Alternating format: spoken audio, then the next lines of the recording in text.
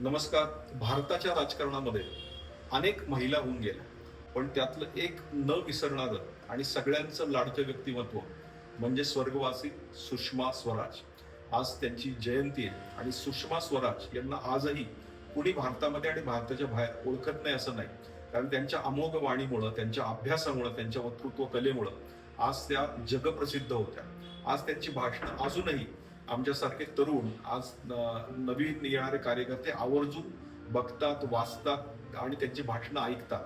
वयाच्या 25व्या वर्षी भारतीय जनता पार्टीकडनं आज त्या हरियाणा विधानसभेमध्ये पहिल्यांदा निवडून आल्या. हरियाणामध्येच त्यांचा जन्म झाला आणि चौधरी देवीलाल मंत्रिमंडळात कामगार खात्याचे कॅबिनेट मंत्री म्हणून त्यांनी काम केलं. परराष्ट्रीय मंत्री म्हणून त्यांनी अत्यंत चोखपणे भारताची जबाबदारीने प्रत्येक ठिकाणी त्यांनी बाजू लावून धरली आणि परराष्ट्र मंत्री म्हणून त्यांनी त्यांचं पदही अत्यंत चोखपणे त्या ठिकाणी सांभाळलं. 1980 नंतर भारतीय जनता पार्टीत त्यांनी प्रवेश केल्यानंतर अंबाला विधानसभा मतदारसंघातून त्या 2 वेळा विजयी झाला आणि तिथनच त्यांची खऱ्या अर्थानं कारकीर्द चालू झाली.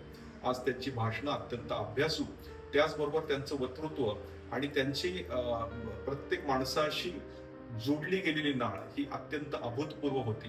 त्यांची आजही आम्ही त्यांच्या विधानसभेतली, राज्यसभेतली जर आपण भाषणं ऐकली तर अभ्यासपूर्वक भाषण आणि कुठल्याही विषयातलं अत्यंत सातत्यपूर्ण आणि चोख ज्ञान असलेल्या या नेत्या, आज खऱ्या अर्थानं त्यांचा जन्मदिवस आहे, आज जयंती आहे.